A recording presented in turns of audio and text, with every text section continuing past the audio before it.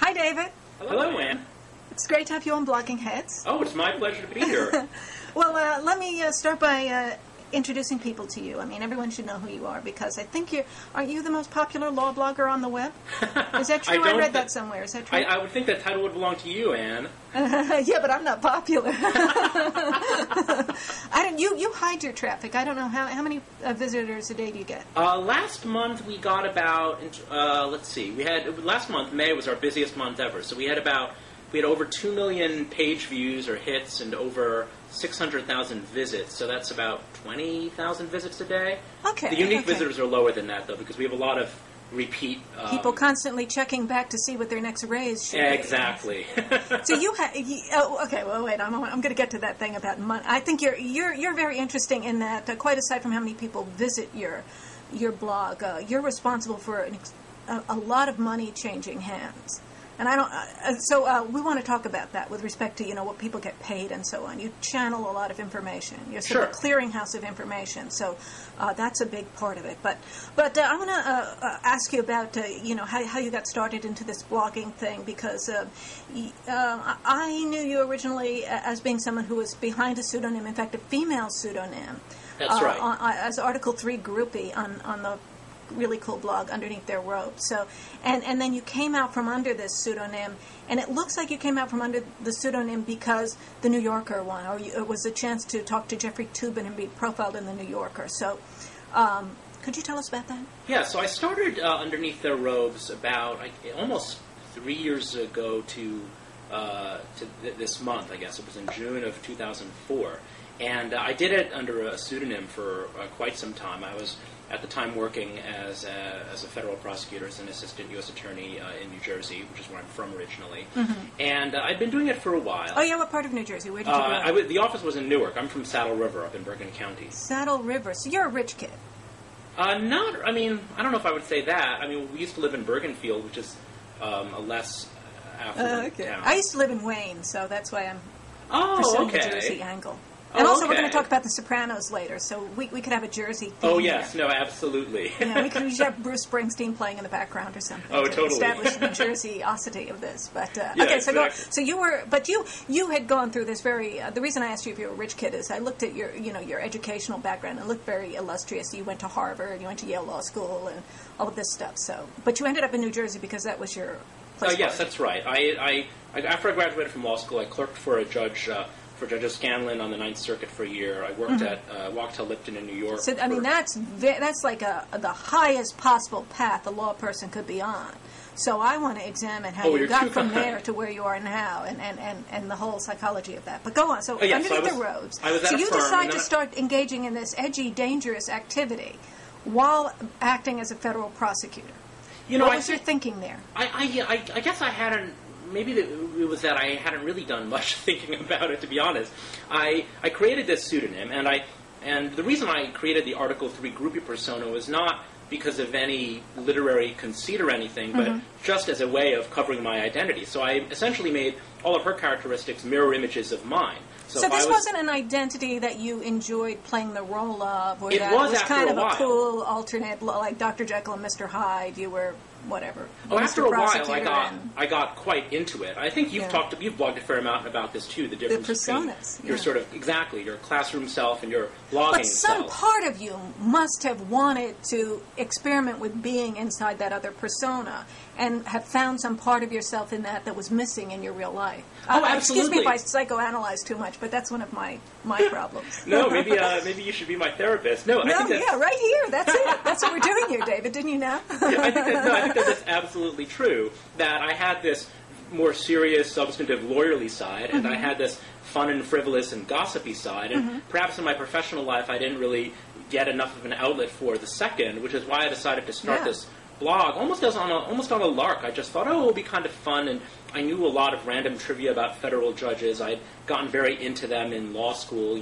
Up at Yale, everyone applies for clerkship. It's kind of in the water in New Haven. Everyone's obsessed with federal judges in the way that people in are that obsessed. kind of groupie-like way. I mean, no, absolutely. I think when in your second year, back then you applied for clerkships in your second year, now they do it in their third usually, people were just obsessed with judges, and people would trade stories and gossip about who was great to work for and who was horrible, and there was a whole elaborate prestige totem pole, and everyone But to say really... who's great to work for is a little bit different from saying who's cute or things like that, or what they're wearing. True. There are many different ways of categorizing federal judges, absolutely.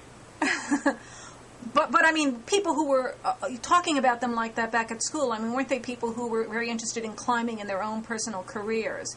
And so it was like, what will my experience be? Or was there actually a sort of a celebrity, like Us Magazine kind of quality? Well, I think it was a combination. You might have law students having an animated discussion about a particular judge's opinion about some hot First Amendment issue, and then they might digress and talk about his wife, who used to be X or Y, or they might talk about his house, or how he treats his clerks, or stuff like that. And so it was this odd mix of the professional and the personal that you often see when lawyers engage in water cooler talk about federal judges.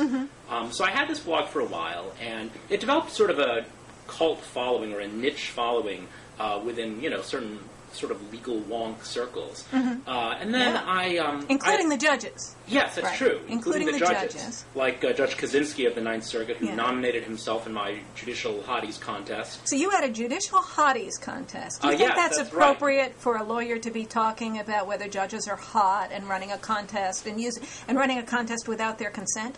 Well, maybe this we'll probably get back to this a little bit later, but I actually viewed it as fairly safe in the sense that all of the stuff about their looks is entirely non-substantive. So it might be problematic to have an ex parte communication with the judge about the merits of a case, or for a judge to express himself or herself about substantive matters. But for a judge to say where they get their hair done or whether or not they're wearing blue contact lenses is really immaterial to anything.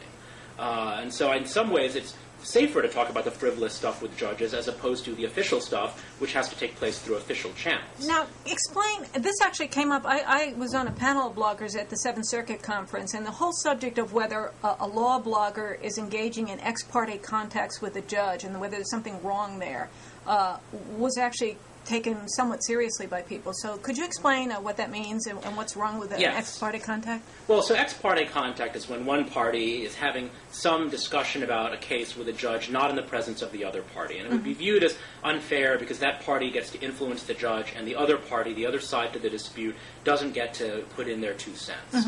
But I don't really think it's applicable to blogging because really the bloggers aren't parties to the case, and they're just analyzing the merits of the case just like any other journalist or legal commentator. It's like an op-ed. Yes, it's like an op-ed. It's like a law review article. It's really just anything that the judge might take into account, and it's equally accessible to all. So if they wanted to, the other side could see what Professor Althouse had written on her blog about case X, and if they wanted to, I mean, they wouldn't really file a reply because it wasn't really by the other party, but they could, have some other blog where they would sort of say their piece. I mean, it's all sort of right. They have complete access. Exactly. Although access is limited to the people who are willing to put this crazy amount of time and exposure into being a blogger. So it takes a particular sort of a person to be a blogger. That is true. And even though everyone can have a blog, not everyone has this sort of soul of a blogger, and it's actually kind of a weird thing to have. I think that's right. Although I do think that search engines and tools, whether it's Technorati or Google News or what have you, do make it a little bit easier for non-bloggers to navigate the blogs and see what's being said about them. They can set up a Google News alert for themselves. They can do all kinds of things to stay abreast of the blogosphere, even if they don't blog themselves. But I agree with your overall point, yeah. So you're writing this Underneath Their Robes blog, and gets really popular, and people just love it, right? Yeah, it was popular among certain circles. Some people liked it more than others, but I. Now, did you have comments? I can't remember. You do have comments. Yes, there were comments, but it was a very strange. It's amazing how much the sort of comment culture in the blogosphere, I think, has changed in the past 3 years. I might put up a post, and it might even be on something fairly controversial, maybe a post making fun of a particular judge, or something that you would think people would have a lot of comments about, or even the Super Hotties contest, and it wouldn't really generate that much discussion. Whereas I think nowadays, I mean, even over at your own blog, you can see this. At my blog, you can have a post that gets literally hundreds of comments, and I think that the culture has changed. I think when maybe blogs first came onto the scene, people thought, oh, these are so strange, and why would I join this conversation? But nowadays, people feel free to chime in. They'll respond to each other. And it also creates problems, which we'll probably discuss later on in our chat. But so did you have people showing up and saying, being supportive and just saying, haha, that's funny? Or would people trash you and say, how dare you talk about judges like this, and who do you think you are? And did they think you were really what you purported to be? And things? There was some doubt about my identity. Judge Richard Posner on the Seventh Circuit figured out early on that I was not a woman, for instance. But I think that most of the people I heard from tended to be supportive. They tended to enjoy the site or find it colorful or entertaining or a refreshing way of looking at the judiciary. I think that the people who didn't like it probably just kept their own counsel, whereas nowadays they would probably write nasty comments. But back then, commenting wasn't really as robust.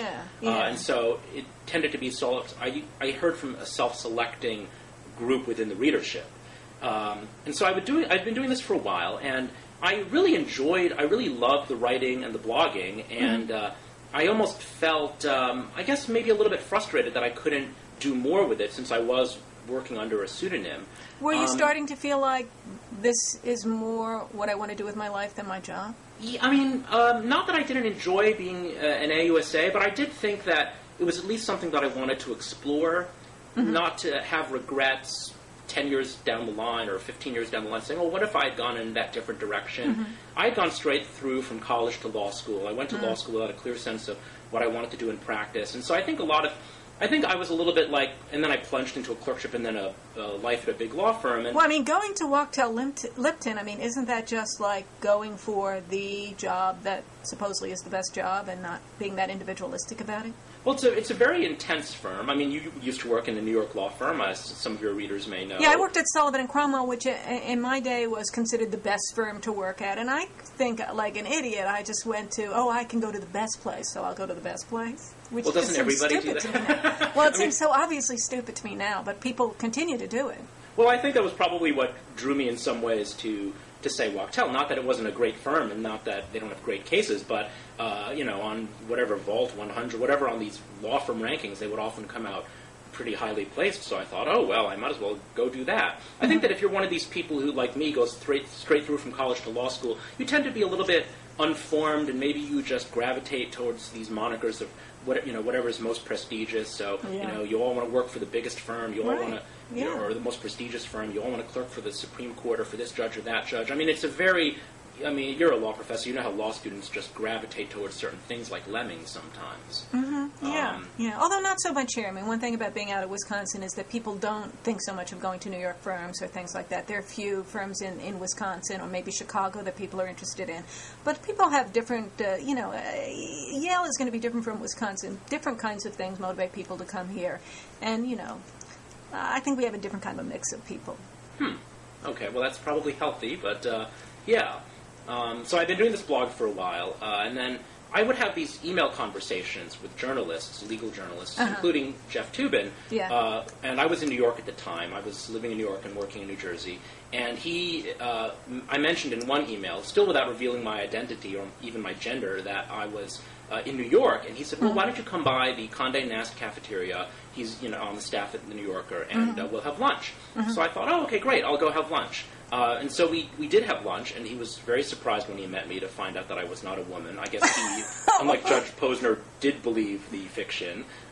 In fact, his first words to me, even before he said, hi, I'm Jeff Toobin, or anything like that, were, so you're a guy. So he was probably thinking he was going to meet some really cool woman, right? Yes, and there was a public... a public domain clip art drawing of this woman that I used to illustrate Article 3 groupie, and she's this impossibly beautiful, thin woman who so looked Jeffrey like a model. thought he was setting up a lunch with this Exactly, and it turned out to be, this random Asian guy. But, that's great. So anyway, so I met Jeff, and we had a great lunch and talk, and near the end of the lunch, he mentioned, well, I would love to write about you and unmask you as Article 3 groupie at some point.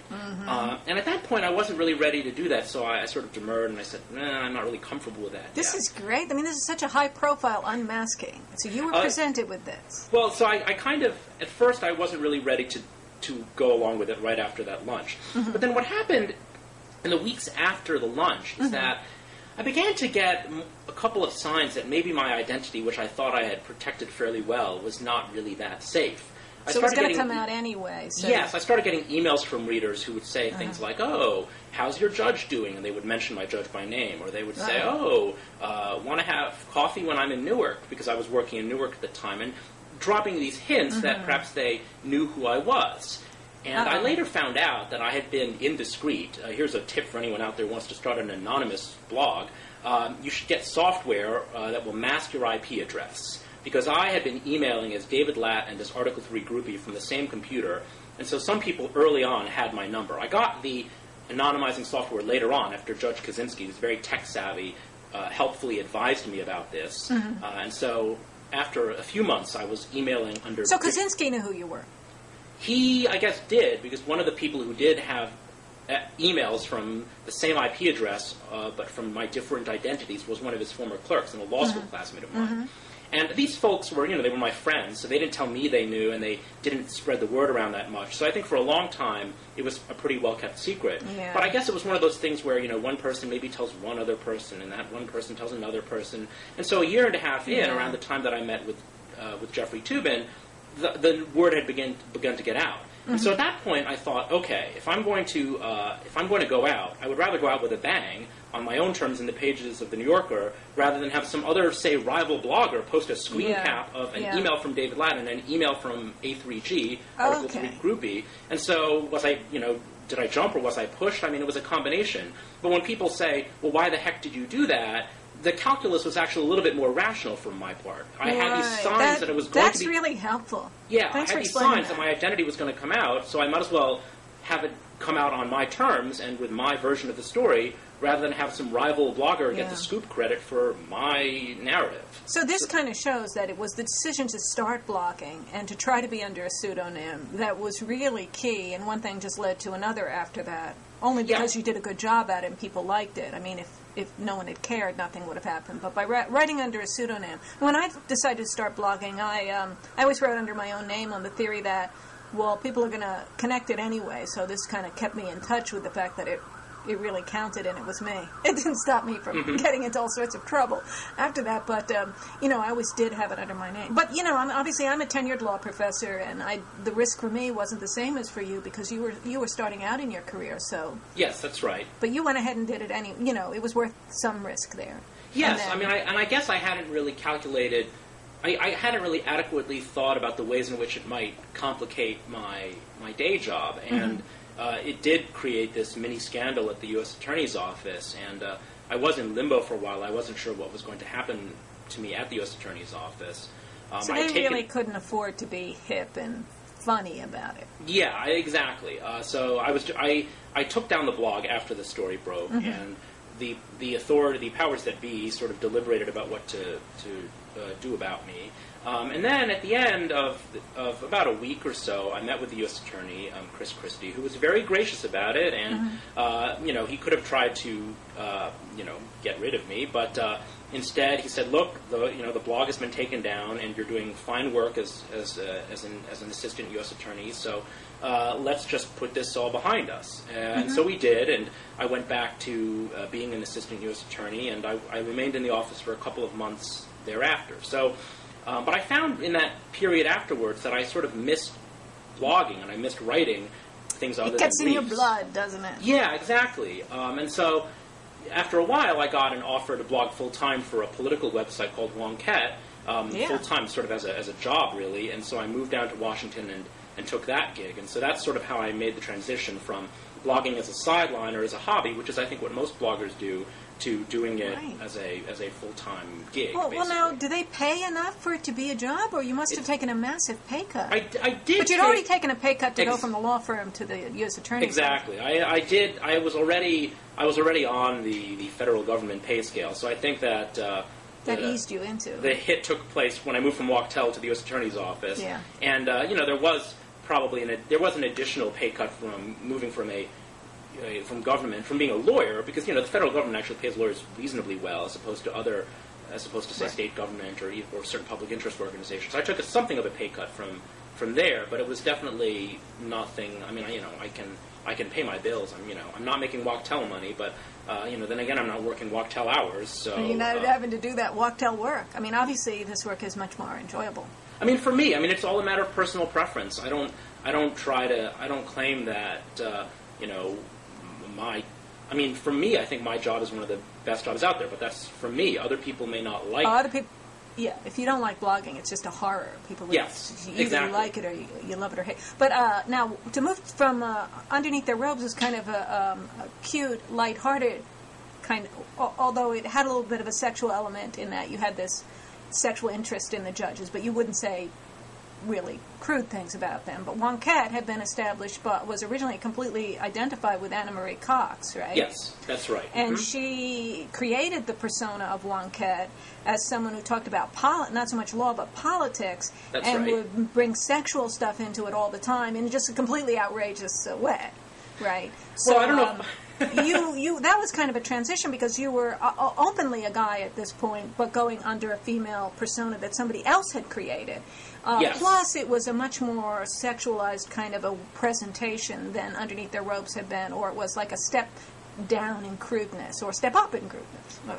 I think that's a fair statement in some ways, and I think that perhaps that was one of the issues that I had with blogging at Wonkette. I stayed there for about 6 months before leaving to start up Above the Law, which is the blog that I currently run. So you felt a little bit out of, not on the same wavelength as what... Yeah, partly. Part of it was it's different when you enter a blog that has been established by someone else as opposed to starting your own from scratch. You feel that perhaps you have to adhere to the persona that was established by somebody else. And even though Nick Denton, who owns Gawker Media and Wonkette, didn't give myself and Alex Perrine, my co-blogger, any specific directions. Oh, you must be like Anna, because really no one. Anna's an individual, very unique person. Like, it wasn't like we were told we'll fill her shoes, but readers expect certain things from certain sites, and Wonkette had been delivering a certain thing for a while, and so, there were comments for people to say you're not as good as Anna Marie. Right?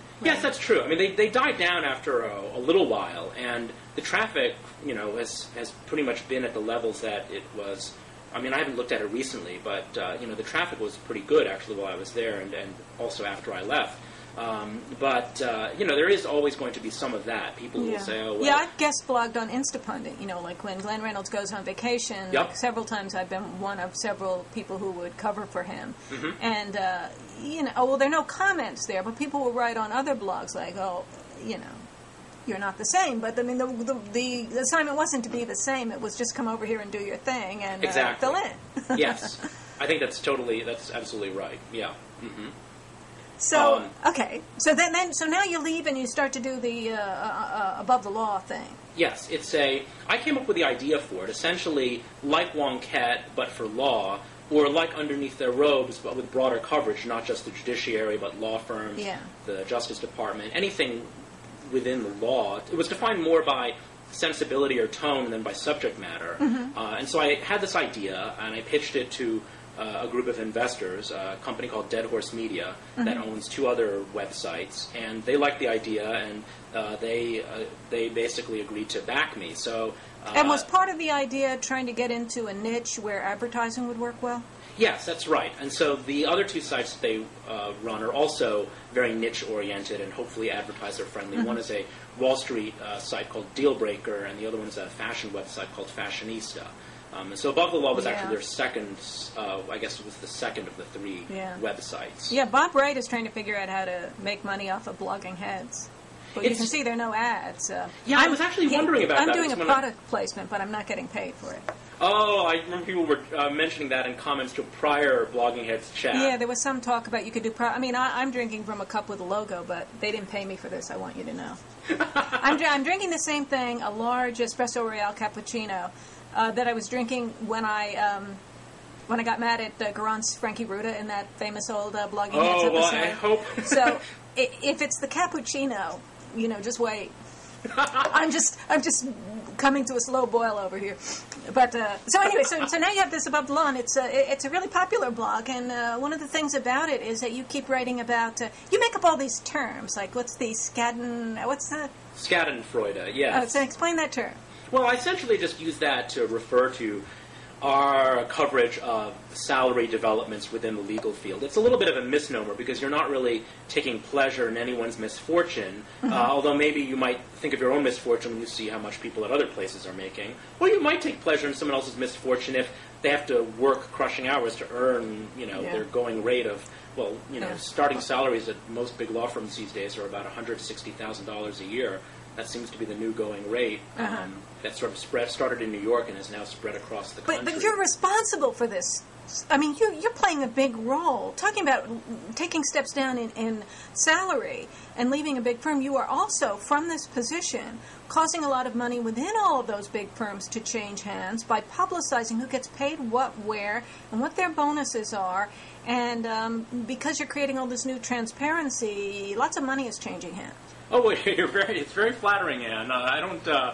You don't feel like you're causing huge amounts of money to shift from one hand to another? I mean, perhaps in the sense that we are, as you said, providing greater transparency with respect to associate salaries, and when a firm raises salaries and somebody leaks the memo to us, as they inevitably do, we will post it, and so people do know these things, but really, they know it instantly now. It used to take a long time for this so now everything's all speeded up, and I think that's having a big effect. I mean, the cycle has accelerated, but it's often the case that many firms would eventually get onto the bandwagon, especially around the time of fall recruiting season. I think that maybe this has accelerated the process. Yeah, it's not a wagon anymore. It's more of a sports car or something. And I guess it has made it harder for firms to be holdouts.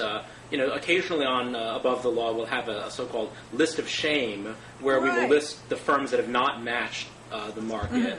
And so there is more transparency. We are serving as a clearinghouse. But, this type of thing did happen before. I mean, a reader did point out to me that the role that we're performing now, used to be performed by information boards like Greedy Associates, or even, so there have been precursors to this. I mean, some people find Above the Law a little bit easier because we don't require commenters to register, so you don't have to go through that whole process. And so we may have gotten some traffic. I mean, anecdotally, I know people who email me and say, oh, well, I like your site because I don't have to register. Of course, the whole commenters issue creates other problems, which we can discuss later on. But, so I do think that, there is this greater transparency to compensation. I mean, it's not unlike what the American Lawyer did when it first started writing about partner profits. And for many years, stodgy white shoe law firm culture, partners had no idea what the guy across the street was making, and now they find out, oh, wow, that guy who has a smaller book of business than I do is making way more than I am. And so that sort of created this liquidity in the partner market. And now I guess there's more transparency with respect to how much associates make. But it's funny, though. I mean, most people tend to think of it as a good thing, and, associates will email me, oh, thanks for promoting this transparency. But, there is a cautionary note to be sounded. If hours, you have to pay the piper. And so these increased salaries may come at a price in terms of higher billable hours, reduced collegiality, what have you. Yeah. But wasn't that lost long ago? Yeah, that could be. I mean, I don't know what it was like when you were at S&C, in your time, but... In those days, they would not talk about, was there a number of hours you needed to bill in a year? There was, strong denial that there was any such number. So they didn't have a minimum... Okay. They might have had it, but they strongly denied that they had it. And it was a point of snootiness that they didn't have it, and that's something other firms would have. Oh, that's interesting. So a way of being, at the top would be to act like you didn't care about such things. But, there's an old-fashioned way of being lofty that has to do with acting like you don't care about things like money. But that's how true. do you get rich if you don't care?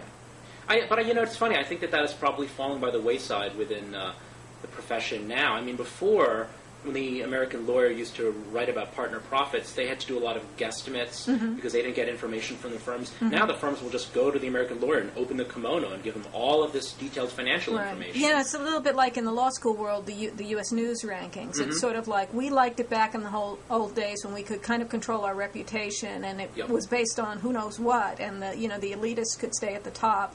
But then once the transparency came in, the non-elitists could play the game and could figure out what the numbers that counted were and could do what they could to maximize those numbers, and then they could shake everything up, and then the elitists had to play the game too. Exactly. And they're eternally pissed. Yep. Mm-hmm.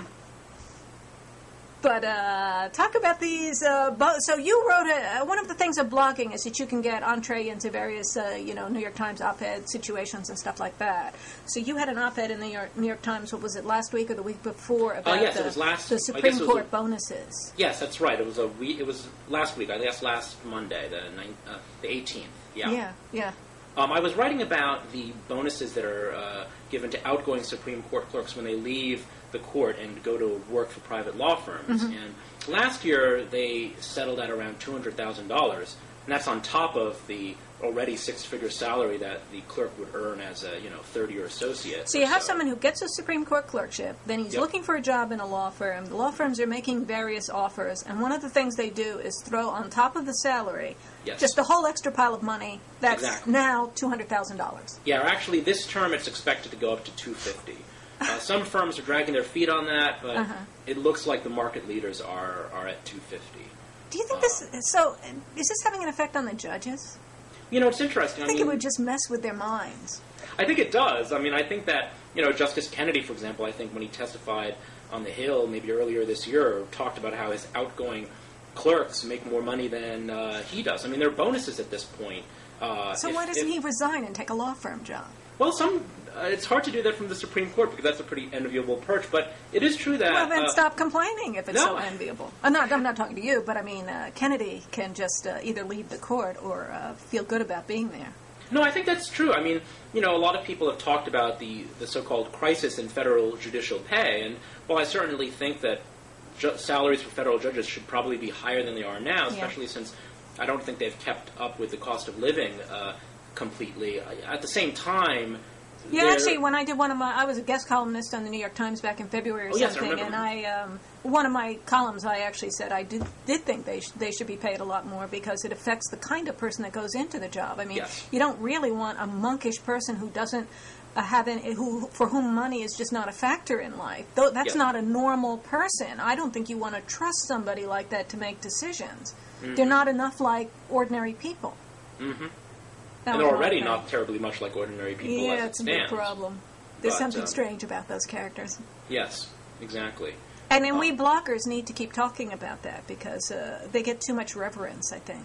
Well, I think that was one thing that was in some ways healthy about Underneath Their Robes and to a certain extent the blog that I currently run.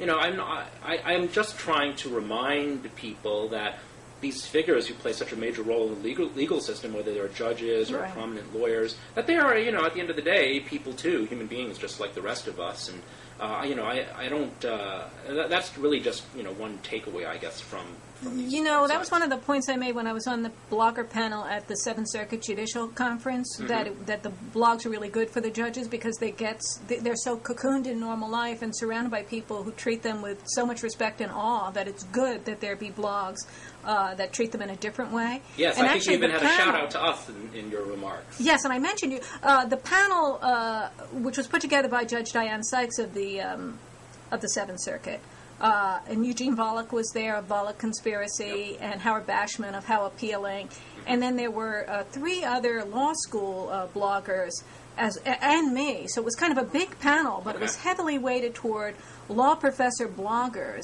And I specifically said that, I was at the extreme end of the kind of unconventional writers, but there are people, that go beyond that. And I mentioned your name, and I really thought that it would be better for the judges to hear from you or from people who were not in this sort of like super respectful, acting like a law professor sort of a person. I mean, I often get criticized for, it's sort of like a running joke on my blog is you a law professor. So I'll write something irreverent or maybe sexual, and people will write, you a law professor, as sort of like, how dare you write like that? But, I think that's a good thing. I mean, to me, it's a good thing, and there should be even more of it. And the people who are playing it safe and treating judges with this sort of conventional respect, I think there's too much of that, and that it's good for blogs to take advantage of the chance to reveal them to be more just human beings that maybe we should be suspicious of the power that they have. Oh, absolutely. I'm entirely with you on that. So I support you, and I thought you should have been on that panel, but... Oh, well, thank you. It's very kind. No, really, but it's not out of kindness. I actually think it's important to be cruel to the judges. They don't get enough cruelty in their lives, and they don't understand what life is like. And they have a lifetime job, and they stay there, and they have to lose touch with reality and the way normal people experience life, unless they make some sort of a superhuman effort. I mean, if they're at all human, they will become inhuman by virtue of their position. That's probably true. Everyone's walking on eggshells around them. And there's some truth to that. I remember one time we had some kind of a conference of judges at the law school, and I'm on the 7th floor here, where there's the big meeting room that people have, and a lot of times judges would come out into the hall to make their phone calls, or I would overhear them talking outside or something like that. And it was just shocking to me how they behaved. They were really different from other people. They just really weren't getting normal feedback like a regular person about when they were being arrogant or annoying, or everybody would always treat them with respect. And I really felt that they had lost touch with life. No, that's true. I mean, when you're a judge, everybody laughs at your jokes. Yeah. Yeah. So, but anyway, so the Supreme Court bonuses. So you wrote. Anything more you want to say about that? Well, what I was just trying to suggest is that even though some people find these numbers unseemly, I was saying that they perhaps weren't necessarily such a bad thing, because a lot of clerks will take this bonus and they will work at a firm for a period of time, but the bonus money will allow them to establish a financial footing earlier, perhaps pay off law school loans or get a down payment on a house, and then they will leave the firm and go do something that they really want to do, whether it's going into academia or public interest law or working for the government. So the firms kind of get screwed in the end, in that they want to use these people for their cachet. Yes. They throw a huge amount of money at them, but then the young people who are taking this money are playing their own game, in which they take the money, they stay temporarily, and they get the hell out of there. I think that's true. But then some of the way I put it in the piece was that these law firms are engaged in this contest to see who can grab as many young legal rock stars as they can, but that this irrational law firm egotism is actually good for the profession, because in effect it's a cross-subsidy from the law firms to the places where the clerks end up later, which might be academia or which might be public interest law or government. But aren't you making a big assumption that they will leave, as opposed to just fall in love with money and just become rich bastards?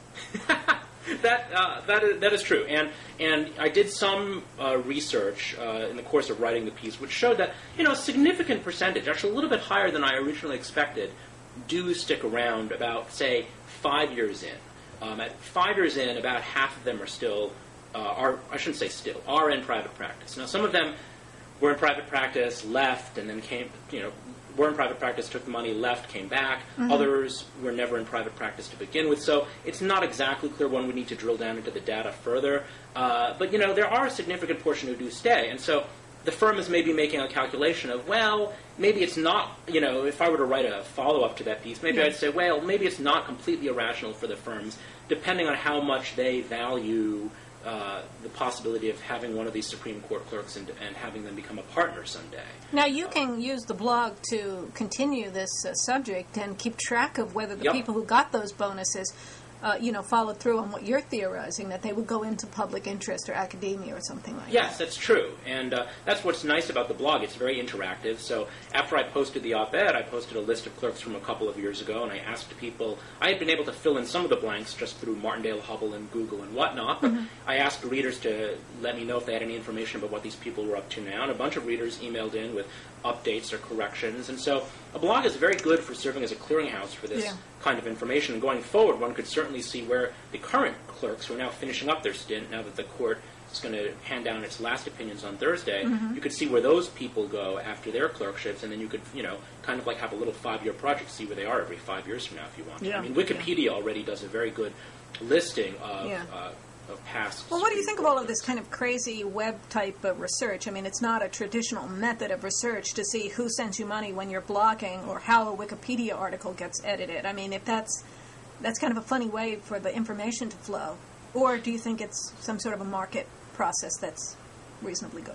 I think it is a lot like a market process, and I think that a lot of it does shake out in the end, and that you do end up with something that is at the end of the day, more or less accurate. I mean, I think there's been a lot of studies about Wikipedia, and there was it was found to, I forget what the percentage was, but it was found to be X% less reliable than, say, the Encyclopedia Britannica. And some people thought X was big, and some people thought X was small. Yeah. But at the end of the day, I think I think a lot of that information does tend to be accurate. But then, of course, you get into this whole slippery slope of, well, you don't want to believe everything you read on the Internet because, This is a good segue to our next topic. Yes. Want to talk about it?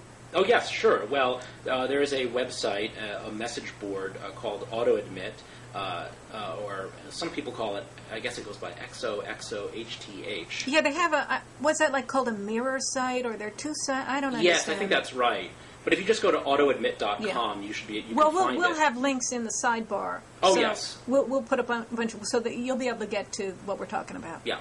So it's a message board aimed at I think it originally started out aimed at students who were thinking of applying to law school, but now it includes... That's the admit part. Yes, exactly. And it has a section, I think, for just regular colleges and maybe business schools or some other category. But the law one is the one that really took off for some reason. Yes, that's the one that gets a lot of traffic and has gotten a lot of media attention in the past couple of weeks. And it's an unmoderated board. So this presents the idea of, is it a good thing, on the whole, to allow unmoderated discussion forums where people can write under a disguised identity? But, it's not completely unmoderated. Right. I mean, it is more or less unmoderated, but some critics of the site have claimed that some of the sites that two of the site's administrators, Jarrett Cohen and Anthony Cioli, that they... Who has resigned. Yes, exactly. I should say Cioli's now the former... Right. Chief Education Officer, I think was his title, of AutoAdmit, but he no longer works with the site. That's correct. Right. He resigned after he started getting really publicly criticized, and he actually had a job offer withdrawn.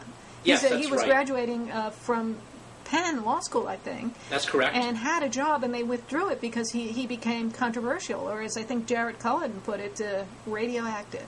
Yeah, that's right. He had an offer from Edwards Angell in Boston, I think, and they rescinded that offer after. I think a lot of it came after this Washington Post expose, right. I guess. The key point in the publicity was that Washington Post kind of gave credence to, I think, a story that one Yale law student had failed to get a summer job because guys, I presume they're guys, on AutoAdmit were talking about what? How she looked, or was that the one where they were talking about her LSAT score? I think it was a combination of things. They said a bunch of things about her that are now detailed in the complaint. Yeah, there are two Yale law students, so it's kind of a complicated complaint that's got a grab bag of claims and all sorts of comments made by different people at different times. Yes. So we'll link to the complaint, and we're not going to try to keep all the details straight or just barrage you with them, but they're basically two Yale law students who are now suing, and they're suing Anthony Cioli, but they're not suing AutoAdmit, and they're not suing Jarrett Cohen, who's the only one who has access to it apparently now, who can do something. And then they're suing a bunch of the pseudonyms. Yes. Like all these crazy pseudonyms. Like one of the defendants is just an emoticon. Yes, that's right. Yes. I think that's unusual for a lawsuit. Yes, there are things like Polly Walnuts. Polly Walnuts seems to be one of the worst. The Sopranos character, and Cheese eating Surrender Monkey, and some of these other monikers or handles are rather bizarre, but par for the course, I guess, for message boards. They're suing. But so then the Washington Post published this story giving credence to the theory that the reason someone didn't get a job, interviewed at 16 places and only got 4 callbacks, the on-campus interviews 16, the callbacks only 4, the offers 0. Mm-hmm. And then the theory is all of that happened because these guys were talking about me on that website. Yes. And I mean, my original blogging about that was, I just don't believe that. I just don't believe that cause and effect. I'm with you on that. I agree with you that there are probably all sorts of other factors that played into that. But you got a lot of flack for that, Anne, I think. Paterica, there were a couple of people who thought you were, who disagreed with you strongly on that. The thing is, there's a lot of disciplining that goes on among bloggers, and especially woman to woman. There's a lot of this, and I've been in law school for a long time, but maybe you can describe the environment at Yale Law School or whatever. But there's an idea that you're supposed to take the things that are said about women very seriously, that if someone talks about how you look or says anything sexual about you, that it's just terrible and everyone has to take it very seriously.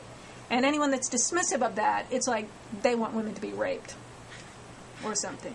It's like a whole big connected group of things, and if you don't buy into the whole ideology that we must be dead serious and not, a lot gets thrown into this idea that you shouldn't talk about how women look. I think you're right about that. I'm chuckling not because I don't take these issues seriously. You better take it seriously. Because I don't want to, But I'm just laughing at, I think, the aptness of your description of the Academy and its attitude towards these issues. I think you're absolutely right, and I think that's why when these two women were making these claims that they lost jobs because people were trash talking about them in AutoAdmit, and then these prospective summer employers Googled these women and found out these horrible things. And don't get me wrong, they were saying horrible things about them. Right. They were using the nastiest, obscene terms. There was at the worst, they were saying, "I hope you get raped and die," things like that. So there were. They would say that they would claim that the women had STDs, that they had gotten into Yale by sleeping around, etc., etc. So some of them were classic defamation, if you believe that it's true. I mean, some of it is sort of like what's that? The old lawsuit about. With Larry Flint and Jerry Falwell. Oh, yes. To say, you had sex with your mother in an outhouse. Yeah. It's sort of like, well, of course that's defamatory, but nobody believes it. Yes, no reasonable exactly, that's right. So there's probably a mix of things in there, and I guess whatever judge, if this case ever makes it, I think you had pointed out in your blog there are some jurisdictional issues, and because they went to federal court, but it's basically a lot of state law torts. Yeah. Whether the torts are good or not, I don't know. But it's like a tiny tail wagging a huge dog. Yes, and I don't even think that it's the same dog with the tail. I think it's one dog's tail and then another dog with no tail. But I mean, to get a case in federal court, if it's based on there being federal law in it, as opposed to that the people are from different states, which it's not. They allege a federal question jurisdiction, so they're alleging that it's based on federal law. But the only federal law is the copyright claim. The copyright claim is that some photograph that was up somewhere, that somebody else took the photo, so that they used the photograph to set up a page. It wasn't even on AutoAdmit, but to set up a page where they then presented it as who's the hottest law student at the top 14 schools or something. Yes. Like that. Similar to your Judicial Hotties thing. So that's interesting. I do want to. That's a good way to bring up that topic. The whole AutoAdmit thing has... but can I just complete the little thing about jurisdiction so that it's not left hanging? Then that's the federal question, copyright, and then the idea is that all the state stuff can come in because it's basically all the same case. Yes. And if it's not all the same case, it doesn't belong in federal court. And if the state claims predominate, it should be dismissed too. So I just don't think it belongs in federal court at all. I was also blogging about another case where the opposite tack was used and a blogger was sued in small claims court. And and so, there are different ways of intimidating people with overwhelming lawsuits, putting it in federal court or actually doing it in small claims. So there are different things you can do in picking the court that can have something to do with, how much pressure you can put on somebody by just bringing a lawsuit. That's true. And in this case, there's also a big element that is about...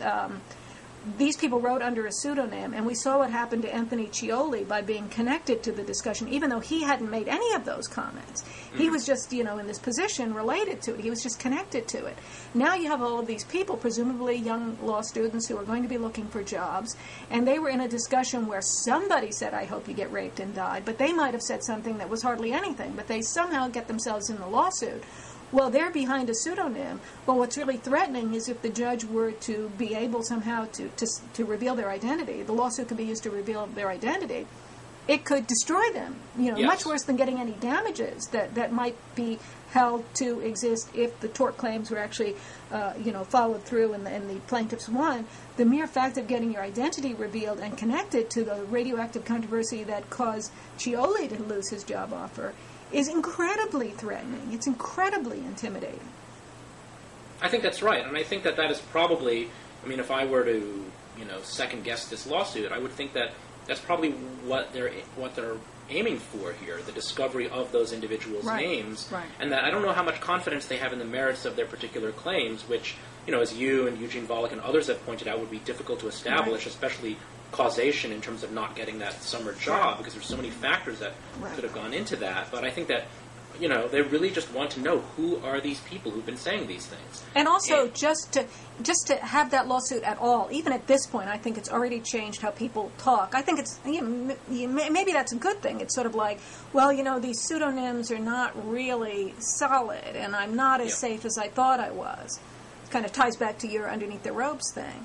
Well, I think you're right about that. I mean, anecdotally, I think in the week or two after that case, that lawsuit was announced, I think the commenters on my board, who can sometimes be a little bit rowdy, were a little bit more restrained. I mean, eventually, probably people will just revert back to the way they were, just because you forget about these things after a while. Yeah. But I think that and after some people a while, have nothing to lose. That's true. That's quite true. Yeah, that's true. I mean, I have some commenters that basically stalk my comment section and just insult me as soon as I put something up. What is your policy, Anne, on comments? Do you moderate them? And I have occasionally turned on comment moderation where, I have to check it off before it gets posted at all. And I've done that when somebody's really been harassing me. But generally, I want there to be a flow of conversation, so I don't like it to always be stopped up and waiting for me. I don't want to think about that. So now what I do is just let people talk, and I delete when I feel like deleting. So I like people to debate. I like people to argue with me. And I even let people insult me until I don't, So I'm a little bit capricious about it. There's certain lines that I don't like people to talk about, certain kinds of private facts, like about my sons. Sure. If they start talking about what my sons are doing, that's just not relevant. If they tell me to go whatever, I may not care. I may care only because I worry that filters will notice if certain words are used and I'll get blocked. That's my biggest concern, is that filters will keep people from being able to read my site. Other than that, they could shout obscenities at me. Because part of it is that because I'm a law professor, I'm used to tolerating discussion and just trying to get a discussion going. And so I don't really mind so much if people disagree with me. And part of it is that I just, I believe in free speech. And, I feel like I'm setting up a forum, and I actually want people to be able to even say mean things about me. And part of it is that they're often just saying mean things about me on other blogs, and I can't control it. So I've just gotten so used to it that I sort of don't even care anymore. And there's certain things about me. People are constantly calling me a drunk. On my website, there's a guy who shows up in my comments all the time to say something like, open up another box of wine. Not just a drunk, but one who drinks wine in the box form. So he's always saying that. But, on just lots of blogs, this is like a meme that I just can't control. I think I saw one post that was referring to you drinking cheap wine while watching Sanjaya on American Idol or something. Well, because I once did do a blog. I've always blogged about American Idol. So yes, I watch it all true. the time, and then I write about it. And once, instead of writing, I just did a quick time video and put it up. And so I was just watching the show and talking about, there's Sanjaya, it was the results show. So, Sanjaya didn't get voted off. So and I was also holding a glass of wine. I was trying to, I went to art school. So part of what I put up photographs. Part of what I try to do is visual, and I'm interested, with respect to writing and the visual stuff, I'm interested in the artistic side of it. So one of the things I was doing in that video was I was watching TV, and I had a window behind me, and you could see the video reflected in that window behind me. And I also had a glass of wine, which I was using in a visual way, and I was getting the TV reflection to also be in the glass of wine. And I was looking at the composition. I was actually interested in it as a photographic thing. But, a lot of people, especially people who write on blogs, they're not really very artistic. They don't see that. They don't get what you're trying to do. And they basically say, you're holding a glass of wine, therefore you're just a drunk. And since we don't like you, we'll just call you a drunk all the time because you have been photographed holding a glass of wine. Yes, that's ridiculous. Well, that's like my day-to-day life is like that. And they also would like, this goes along with this whole you a law professor thing, is there are a lot of people who basically, I don't know, maybe they're a little jealous I'm a law professor or whatever. Well, they should be. And they basically feel like, that's not fair, I'm just writing a blog, and you're a tenured law professor, you have a guaranteed income or a cushy job, or you have all that time to blog. I would like to destroy you. So if you're holding a glass of wine, that just gives an entree to try to destroy me by calling me an alcoholic. No, it's true. People will seize upon anything to attack. So I'm used to that, but. But I do wonder, though. Sometimes I tend to also.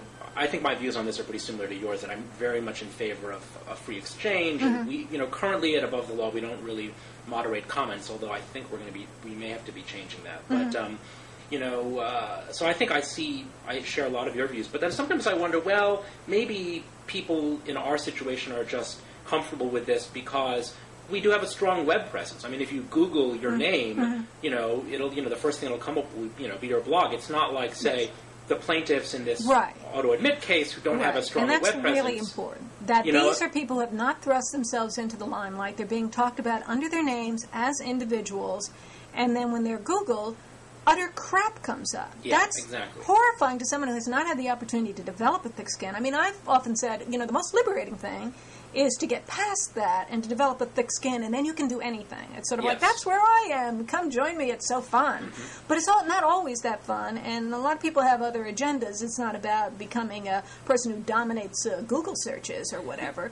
And they are individuals. They're being named, and they're, they don't understand what it is. And plus, it does mesh with this stuff that they're being taught in college and in law school about, violence against women and sexism and so on. And it sort of like makes a perfect storm for a kind of a lawsuit because of the way those things mesh, I think. Yeah, I think that that's right. And that's kind of why, I mean, sort of segueing back to another topic we had mentioned about these contests, these online hotties contests. Yes. I did one for federal judges, and that actually turned out pretty well. The comments, back in the day, comments were much more respectful. So if I posted that this judge was very attractive, there weren't really many commenters who would come along and say, oh, actually, no, that judge is not. But I don't know if, these days, and I probably will run that contest again. If I do run a contest like that again, there surely will be commenters nowadays who will come along and say, oh, no, this judge is not that attractive. But I think the resolution that I've come to is sort of after the AutoAdmit thing is I don't, I've done a number of contests over at Above the Law, like, hottest ERISA lawyer or pension lawyer in America, or hottest law librarians, or, these kind of, and usually these are really meant to be sort of fun and whimsical, and I think you had mentioned in one of your posts defending me from another blog that was attacking me that, we're not, we can't blind ourselves to the aesthetic side of life, and there's nothing wrong with pointing out, you as someone who studied art, like there's nothing wrong with pointing out, oh, well, this person is very attractive. Yeah, some people just don't think the visual part of life should even be experienced, that it should be kind of repressed. And we talk about being repressive about sex. People are repressive about vision entirely. Yes. That's right. And I mean, I think it's really important to talk. I mean, vision is so much of what we experience, to say that you shouldn't write about that. And that you should appreciate everything on some kind of an abstract intellectual level. I just think that's weird and repressive. Yeah, and maybe it dates back to, the early days of the blogosphere, back when it was much more text-dominated, before we really learned to play with images and photographs and whatnot. But I totally agree with you. And, but I think that the resolution I've come to now, after the whole AutoAdmit thing, is I don't think I'm going to run contests involving what I would call civilians. Right. Like random people, like law librarians or ERISA lawyers, because it's just too dangerous to allow commenters come along and then just start airing all their dirty laundry about this random person. Yeah. I don't feel quite as bad about, say, federal judges, or one contest that I thought about doing, and that I might still do, U.S. attorneys, timely in light of the whole U.S. attorneys firing controversy. Because these are people who are public figures. Yeah. They have a huge presence on the web. If you write some random thing about them, people are going to realize that it's probably not true. Yeah. Just like some random pro se litigant complaining that the judge who ruled against him or her, received a bribe. I mean, no one believes these random allegations. So I think that it's different when you're talking about sort of conventional public figures. Yeah. But I think that nowadays it's just too much of a can of worms to write about, so-called ordinary people, or civilians, as I call them. And it's too bad, but I think there's nothing really to be done about it. Well, people don't understand the web. People understand it at different levels, and it can be very threatening to people, and it may be more threatening to women than to men, or more threatening to young women than to older women, And I think that we do need to be sensitive about that, and there is a culture that we're trying to affect, and so on. But I don't think we should just become, just too soft, and that the web should be all nurturing. I think that there's some kind of a feminist thread in some of this discussion that has to do with, how basically everyone shouldn't talk about how people look, or shouldn't say mean things, and should be supportive, or something like that. You know, and then they turn around and trash me. So I always feel like, what do you even? You know, you remind me, and I mean this in a very complimentary way. You remind me a lot of Camille Paglia, Anne. Yeah, I think Camille Paglia sets a really good example of how you can talk about things in a more dimensional way. Exactly. You know, another person who influences me is Robin Givhan, the Pulitzer Prize-winning fashion, politics and fashion columnist on the Washington Post.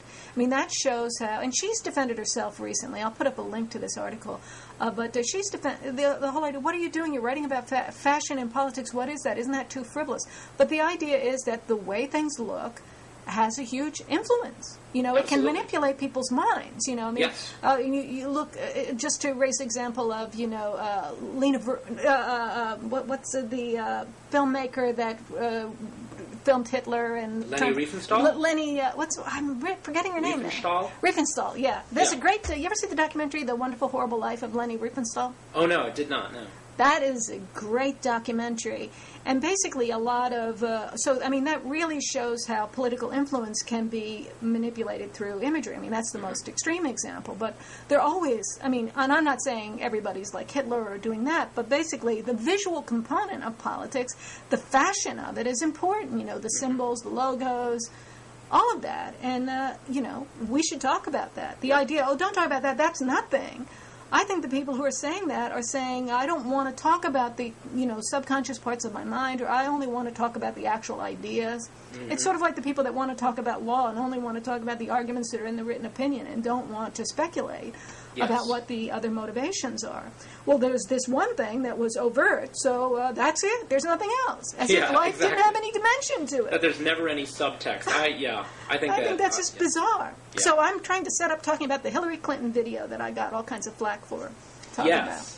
Well, you know, it's interesting. I have to say, again, maybe I'm not providing enough, you know, counterpoint to you, Anne, but I thought your Freudian analysis was dead on. I mean, Why didn't more people agree with me, though? I got, like, I have more links to that post. This is a post where, I guess I have to say it to put it in context. Hillary Clinton did a video, which was, ostensibly, she was revealing what her campaign theme song was. Of course, a campaign doesn't need to have a song, so it's not really an occasion that means anything other than, I'm trying to get you interested in me, look at me. Well, she had a contest. Think good thoughts about me, I want you to like me, right? So there was an online contest, and people were allowed to nominate various songs, and the song that won was a Celine Dion song, which was one that viewers suggested.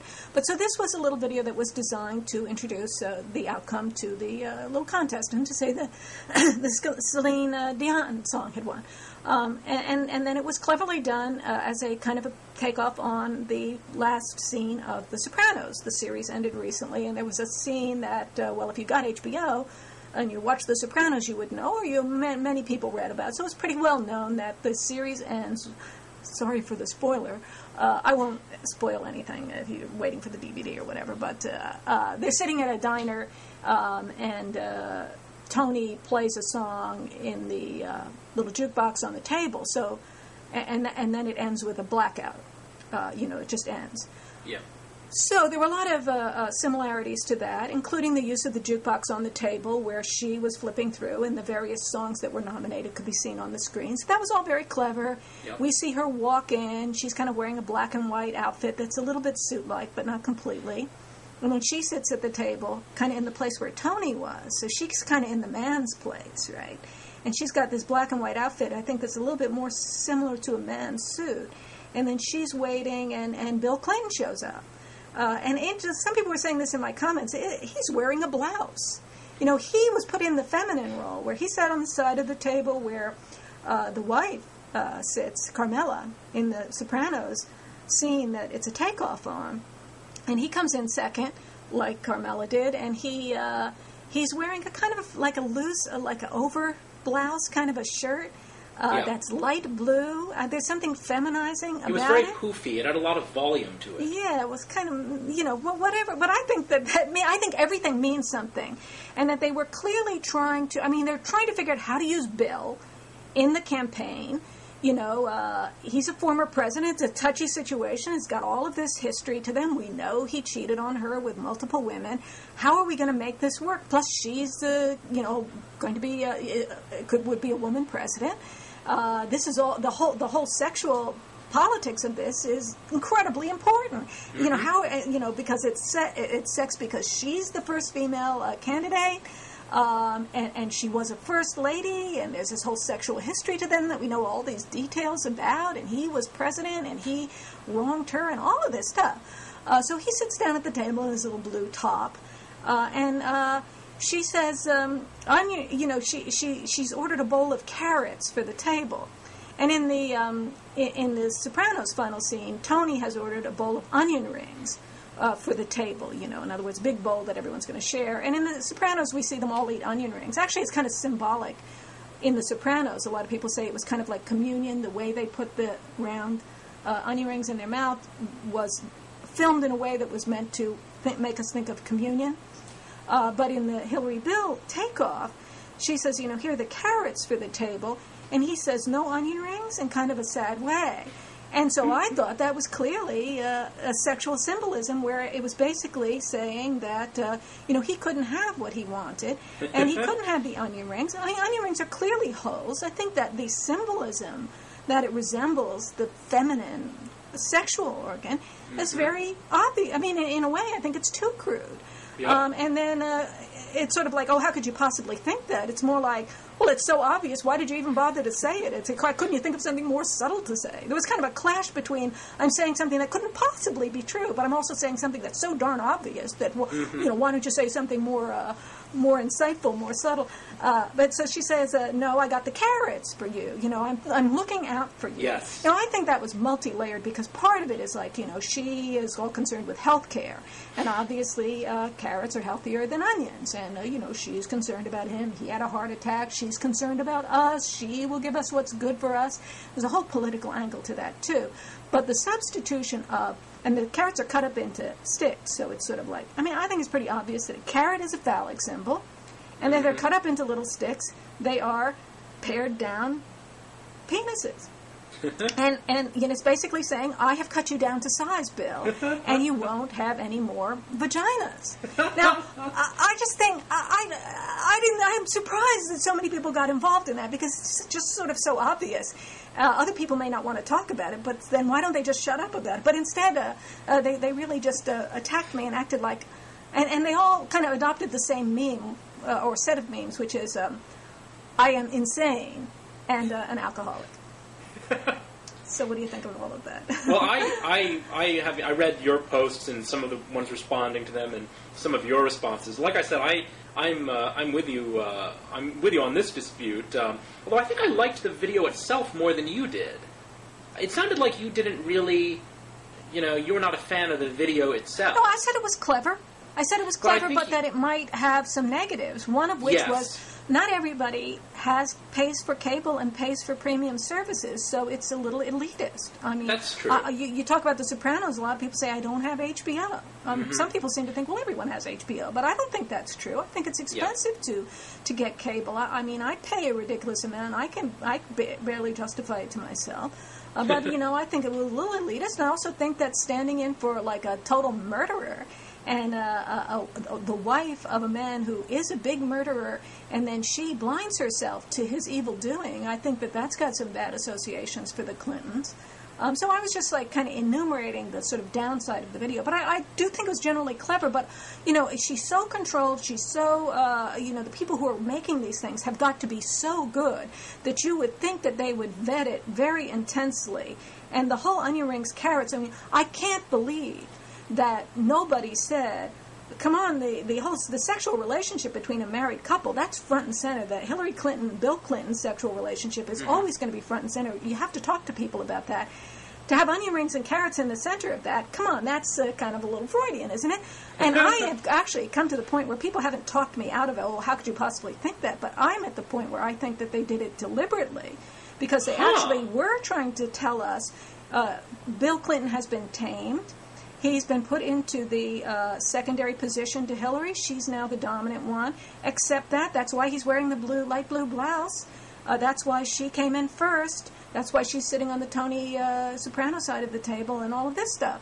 So I actually think it was kind of meant to subtly manipulate our minds, in the sort of Leni Riefenstahl fashion, but that they just weren't brilliant enough to do it right, and that they were hoping that nobody would consciously point out what was going on with those onion rings and carrots. They weren't counting on me.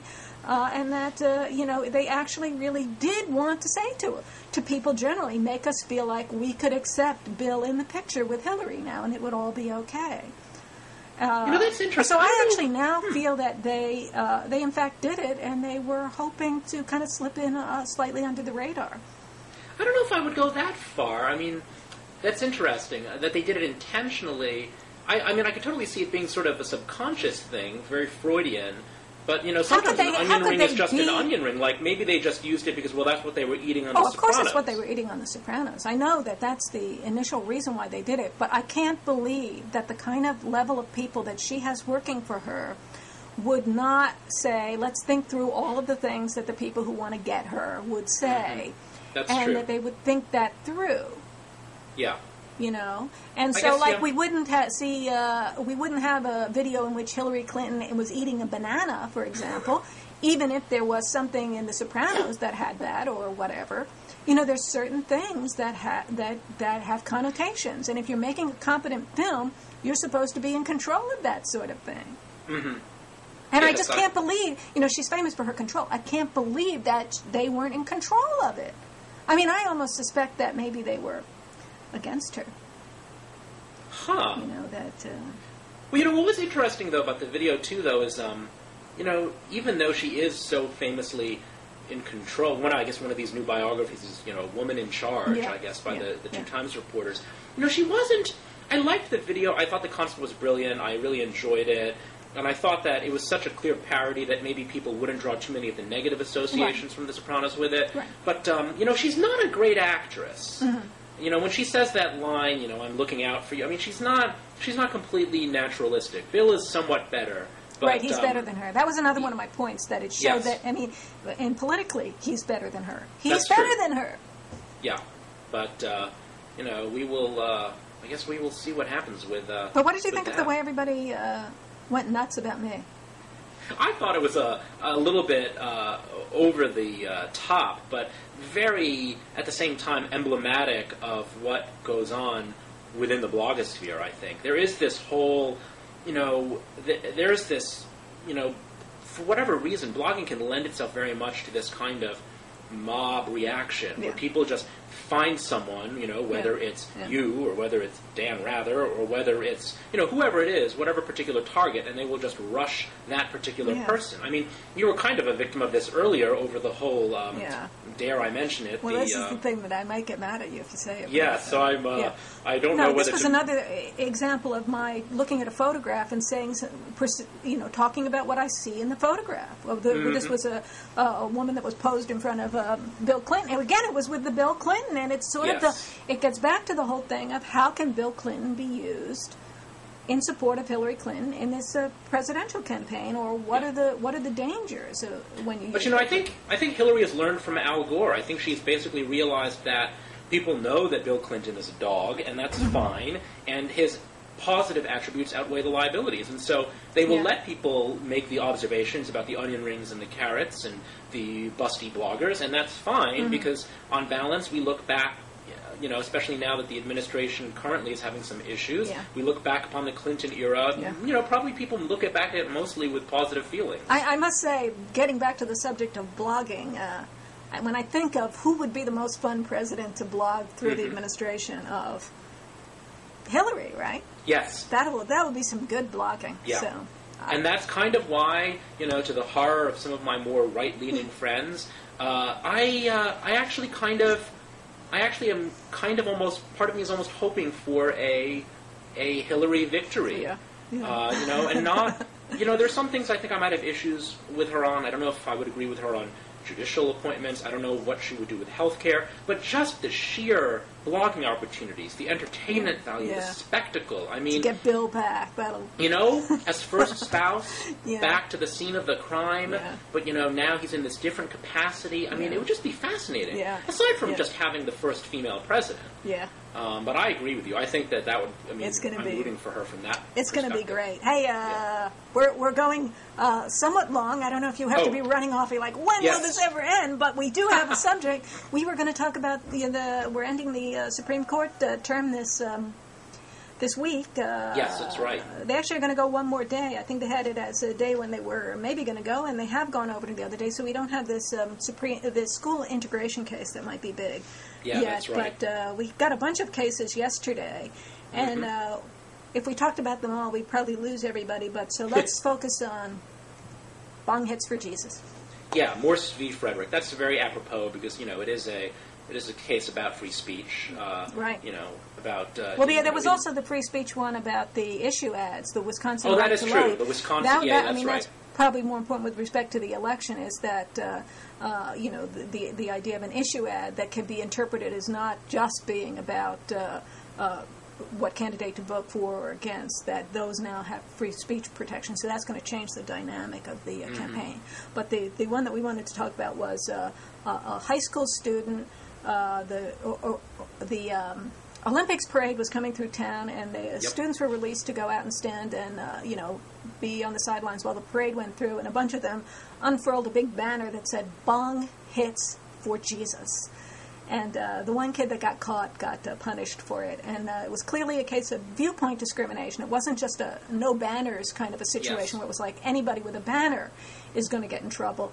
The principal punished the guy specifically because of the drug message she perceived in the phrase "Bong Hits for Jesus," and the Supreme Court justices had a lot of trouble trying to figure out whether that actually was a pro-drug message. Yes, I think that's right. Talk about the cocooned judges who are not totally in contact with real life. No, exactly. I think that's right. What's interesting though is just how narrow the ruling of the court is. In the end, they ruled in favor of the school district, in favor of the petitioner, Deborah Morse, the school official who confiscated this banner. But the concurrence by Justice Alito that was joined by Justice Kennedy, and they were the fourth and fifth votes, so that's crucial to the outcome. So that concurrence is really controlling as to the holding was pretty narrow. As they were noting over on SCOTUS blog, and I think they're absolutely right about this. Essentially, Justice Alito and Justice Kennedy divorced them. Say they joined the majority opinion, but construing it as really going to the ability of school officials to clamp down on advocacy of illegal drug use in schools. And so, in a way, this case that everyone thought was going to clarify maybe this earlier case about student free speech, this Tinker case from the Tinker Vietnam was the one era. with the black armbands for students in the 60s who were protesting the Vietnam War. Yeah, and that's where, but in that case, the students prevailed. In this instance, it may not really do that much clarification because we don't really, it is such a very specific ruling in the context of really drugs and advocating illegal drug use. Yeah. But it's a fine line to walk though.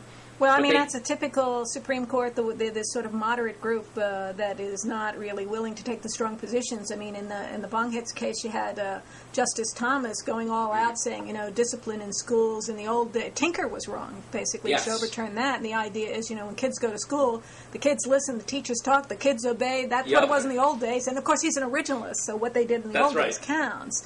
And then over on the other side, with I think it's Justice Stevens, with the whole liberal group sticks together in that case, and it's sort of like school. This is education is compulsory, and even though you have a right to put your kids in private school, most people are pretty much stuck sending their kids to public school, and there's a limit to how much you can just control the students. Making them go to school and doing everything you want with them. They should have some freedom, and those are like two. I think those are two positions that are actually appealing, even though they're contradictory. But the sort of Kennedy-Alito thing is in the middle there, trying to really not give much away to either side. Yeah, I think that's right.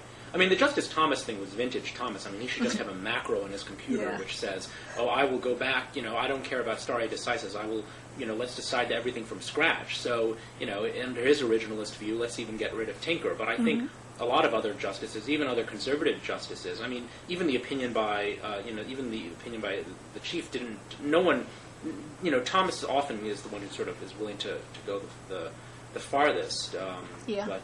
I enjoy his role because he's the only one doing it. So I appreciate him voicing those positions. I mean, if they were all like that, I think I wouldn't appreciate it at all. But I think it's good to have someone there saying that. I think that's right. Yeah, but to have the court revisiting everything from scratch all the time. Yeah. If everyone voted like Justice Thomas, that would be a problem. Sometimes I think he's just running interference. It's sort of like the basic group of conservatives is reaching these outcomes and saying whatever, and then he's there saying, "Don't get too mad at them because it could be done this way." And so there's a much more strong conservative position. Don't complain about Alito and Roberts and call them conservatives because really they're just moderates because I'm here making them appear to be moderates. That's very interesting, sort of a lightning rod, but I can see or setting up a contrast so that the people who would otherwise be considered big conservatives don't seem to be like completely resisting the conservative position. That's very interesting. I think that's true. Well, we've gone a long time. Should we? Yes, indeed. Well, I've talked your ear off. But ending with this sort of paean to Justice Thomas or whatever. So anyway, do you think the case came out right? Let's put it that way. Do you think were you on the side of the student? Did you think? I actually probably. I tend to. My instincts tend to be pretty pro free speech. Yeah, me too. I think I might have liked your take on it, suggesting that maybe the student should have prevailed on the issue of, was the right violated, but the teacher would prevail on the qualified immunity issue. Right, because how would the teacher have known under the existing law? I mean, it's pretty muddy. Right. Did the teacher violate a clearly established right under the qualified immunity law? I don't think so. I mean, I like teachers do what they'll do.